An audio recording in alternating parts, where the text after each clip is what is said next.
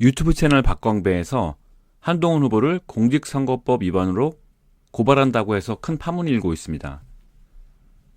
박광배 채널에서 한동훈 후보를 고발한다고 하는 이유는 선거 기간 동안에 후보가 선거인에게 8개 이상의 문자를 보내면 안 되는데 본인이 11개의 문자를 받았기 때문이라고 합니다.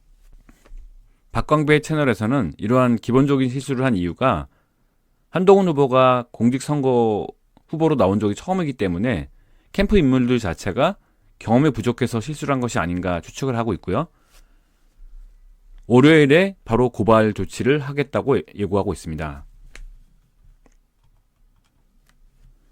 일단 유튜브 채널 박광배의 주장대로 공직선거법을 위반했는지 안 했는지는 고발 이후에 언론 보도를 통해서 어느 정도 밝혀질 것으로 예상이 되는데요.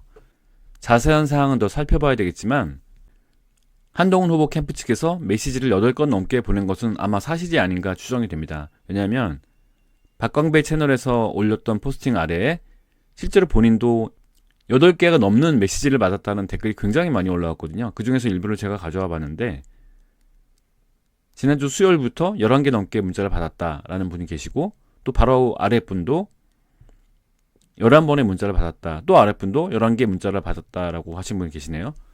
심지어 전화도 같이 받았다고 마지막 분은 얘기를 하고 계십니다. 이분들 외에도 짧은 기간에 8건 넘게 문자를 받았다는 분들은 굉장히 많기 때문에 일단 다른 건 모르겠어도 메시지를 과도하게 많이 보낸 것은 사실인 것으로 보입니다.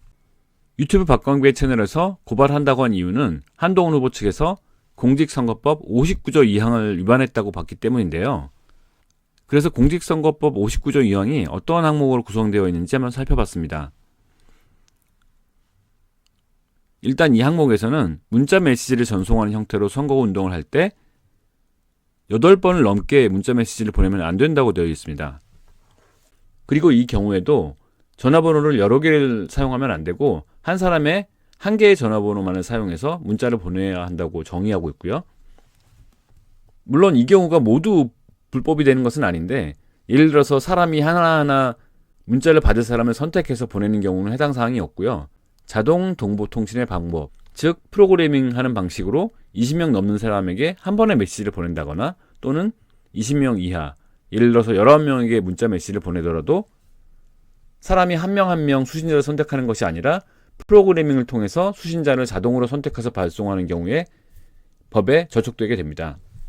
즉 한동훈 후보 캠프 측의 경우에는 자동 동보통신의 방법으로 한 수신인에게 8번 넘는 문자 메시지를 보냈기 때문에 공직선거법 59조 2항을 위반했다는 주장입니다.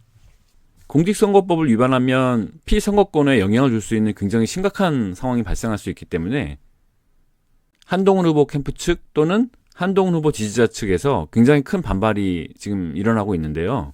친한계 지지자들은 당내 경선 과정에서 발생한 사건이기 때문에 공직선거법을 적용할 수 없는 것이 아니냐라는 의견도 있고요.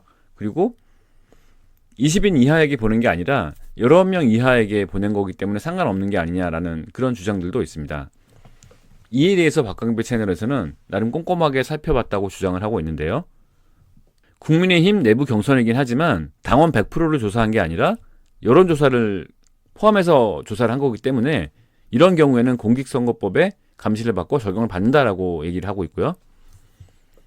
그리고 두 번째 의문점에 대해서도 직접 핸드폰을 이용해서 수기로 보낸 게 아니라 컴퓨터 프로그래밍을 통해서 다수에게 발송한 것이기 때문에 19명 이하로 끊어서 보낸다 하더라도 똑같이 공직선거법 위반이다라고 주장하고 있습니다. 이와 관련해서 공직선거법 위반임을 판단할 수 있는 대법원 판례 2011 도 7503도 있다고 주장을 하고 있네요. 공직선거법 위반이라는 것이 피선거권에 굉장히 큰 영향을 줄 수가 있기 때문에 한동훈 캠프는 물론이고 한동훈 캠프와 경쟁을 하고 있는 다른 캠프 측에서도 아주 면밀히 이 사건을 살펴보고 있는 것으로 보이고요. 유튜브 박광배 채널에서는 이미 다른 캠프의 변호사들로부터도 전화를 받았다고 얘기를 하고 있습니다. 그리고 박광배 채널에서는 고발장을 제출한 이후에 언론사에도 해당 내용을 제보한다고 했기 때문에 월요일부터 기사가 굉장히 많이 나올 것으로 예상이 되고 있습니다. 놀라운 사실은 이 사건 외에도 선거법 위반 사실이 굉장히 많다, 더 많은 선거법 위반 사실이 있다라는 제보가 들어와서 추가로 고발장을 작성할 예정이라고 하네요. 한동훈 후보가 선거법 위반 관련해서 굉장히 큰 고난을 겪게 될 것으로 예상이 되고 있습니다. 사실 여부는 고발장이 제출되고 나서 경찰 수사가 진행이 되면 어느 정도 밝혀지지 않을까 그렇게 기대를 합니다. 한편 국민의힘 경선과 관련해서 아시아투데이와 코프라가 정례 여론조사를 진행한 결과 국민의힘 대선 후보 적합도가 김문수 후보가 31%로 1위를 기록하는 것으로 나왔고요. 홍준표 후보와 한동훈 후보가 23%, 안철수 후보가 8%를 기록하는 것으로 나오고 있습니다. 이 여론조사 결과는 국민의힘 지지층 그리고 무당파를 대상으로 조사한 것이고요. 이 조사 방법 말고도 전체 유권자를 대상으로 조사하는 경우에는 여전히 김문수 후보가 1위이긴 한데 한동훈 후보와의 격차가 오차 범위 내에 있는 것으로 알려져 있습니다.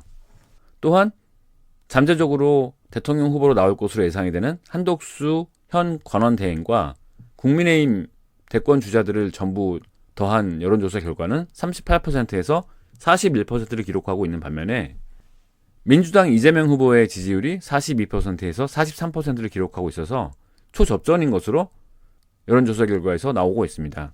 이 여론조사 결과 역시 아시아투데이에서 조사한 결과입니다. 비슷한 시기에 진행된 여론조사에서 정당 지지도 역시 국민의힘 39%, 민주당이 40%를 기록하고 있어서 골든크로스를 눈앞에 두고 있는 것으로 보입니다. 한동안 지지부진했던 지지율이 계속해서 우상향을 기록하고 있는 것으로 보입니다. 해당 여론조사에서 대선 오자구도를 가상대결로 조사를 해보니까 국민의힘에서 후보로 누가 나오든지 간에 한덕수 현 권한대행은 25%의 지지율을 기록하는 것으로 나오고 있습니다. 국민의힘 후보가 김문수일 경우에 한덕수 권한대행이 25%, 김문수 후보가 13%, 이준석 후보가 7% 이렇게 나오는 것으로 되어 있고요. 국민의힘 후보가 한동훈이 나올 경우에 한덕수 후보가 여전히 25%, 한동훈 후보가 16%, 이준석 후보가 6%인 것으로 나오고 있습니다.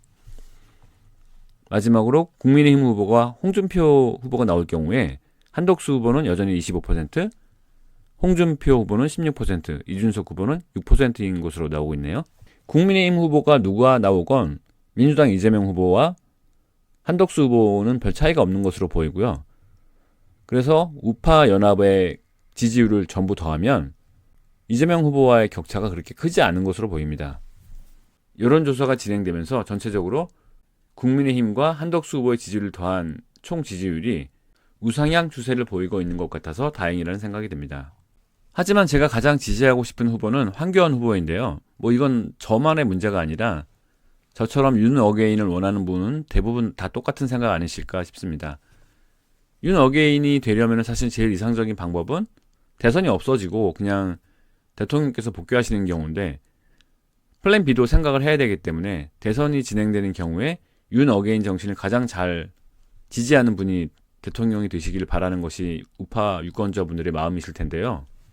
공정한 선거를 촉구하고 반국가 세력을 척결해야 된다는 주장을 5년 동안 계속하셨던 분이 황교안 후보이시기 때문에 이분이 국민의힘 대선 주자와 마지막에 경합을 하는 그런 그림이 그려지길 바라는데요. 일단 그렇게 되려면 여론조사에 포함이 되어야 하는데 아직까지는 여론조사 대상에 포함이 안 되어 있어서 설문조사에 나오지도 않고 있는 그런 상황입니다. 윤어게인 정신을 구현하고 있는 것뿐만 아니라 당대표 출신이시고 국무총리를 역임하셨고 대통령 권한대행까지 역임을 하셨기 때문에 한덕수 현 권한대행과 비슷한 스펙을 가지고 계시지만 그분과 달리 반국가 세력 척결 등에 대해서 훨씬 더 강한 목소리를 오랫동안 내오셨기 때문에 최소한 여론조사 대상으로는 황교안 후보도 꼭 포함되었으면 하는 바람입니다.